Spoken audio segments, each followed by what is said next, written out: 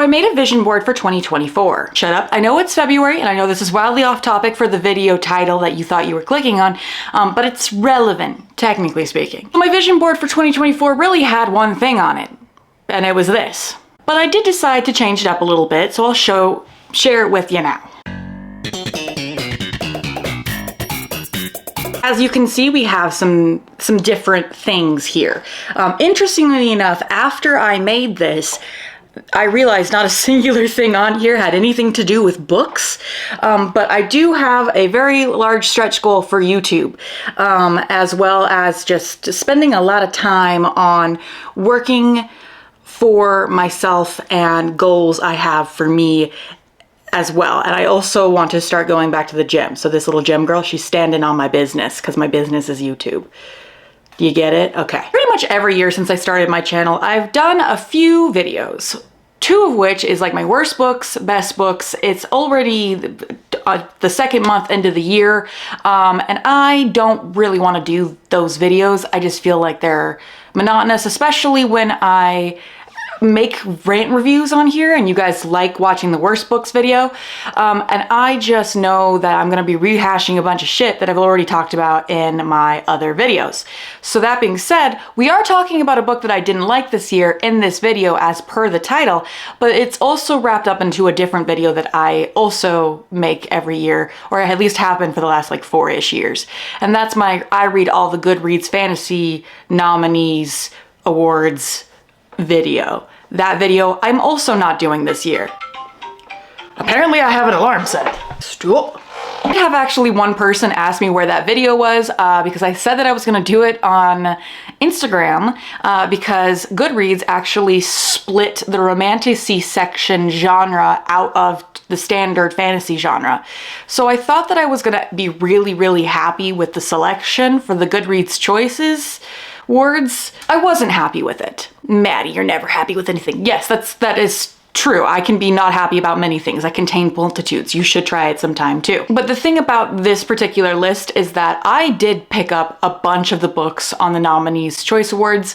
To be honest, this was one of the most boring years that I feel like they've had in a while. I don't know why the selection every year seems to get worse and worse for these nominees, but I know that I read a bunch of fantasy books that weren't on this list and really should have been, including The Final Strife or The Battle Drum. This series has taken my heart by storm. If you haven't read this, I highly recommend it if you like fantasy. This series is basically if like Red Rising was good. Shots fired. But that's not what we're here to talk about today. As you can tell from the title, we are going to be talking about Hellbent. Hellbent won the Fantasy Choice Awards if you are new here.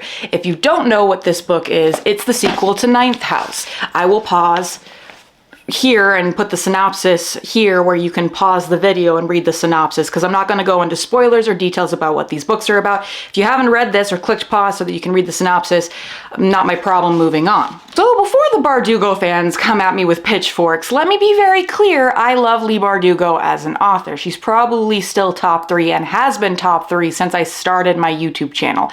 Six of Crows was a very, very foundational book for me, and not only that, I was gutted when the Shadow and Bone cancellation was announced. I do also think that that's the reason why Hellbent ended up winning.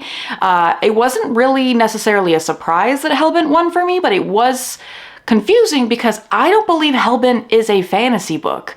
I believe the Ninth House series is horror, and it should be categorized as horror. The first book is a murder mystery that's steeped in like ritual sacrifice and ghosts and arcane magic, and has a lot of pretty intense scenes that just lend themselves to a more horror atmosphere. And the sequel follows in its footsteps, albeit, in my opinion, not very well. I think this stellar Goodreads review sums up my opinion on this book pretty succinctly. I ended up having to look up a bunch of reviews on Hellbent because I could not remember what happened in it.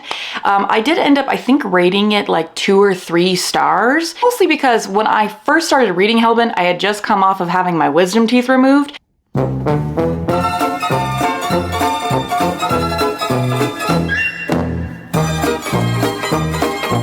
So I do think that I wasn't necessarily at my like full capacity reading level while trying to read this book. But at the same time, A lot of reviews that I read also had a lot of the same problems that I had with this book, where it didn't feel like there was really any stakes, the emotional tension didn't seem to matter, and a big part of the book, going back to that Goodreads review, doesn't seem to have any emotional gravity whatsoever. Someone is in a very dire predicament, trying to be non-spoilery here, and when they're released from this dire predicament, no one seems to have much of any reaction at all. And don't get me wrong, I wasn't someone who needed smut in this book. That was not what I wanted from this series. But I definitely felt like this book just felt like it was going through the motions almost. And I really do enjoy most of Lee's work. I really, really think that she usually knocks shit out of the park, and that's why this was probably a big letdown for me. But what I will say is that though she's a really, really talented writer, I do feel like there are some times where books may not come across as well or executed as well as I think maybe we all want them to.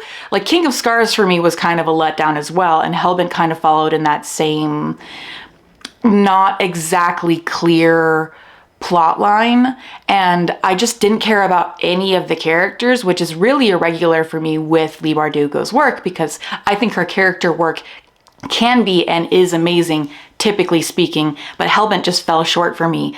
So I am very excited for her work with The Familiar that's coming up. I'm happy that she won the award. Don't get me wrong, I'm glad that she won that, but I don't necessarily think that out of everything on the list, that was necessarily what I thought was gonna win.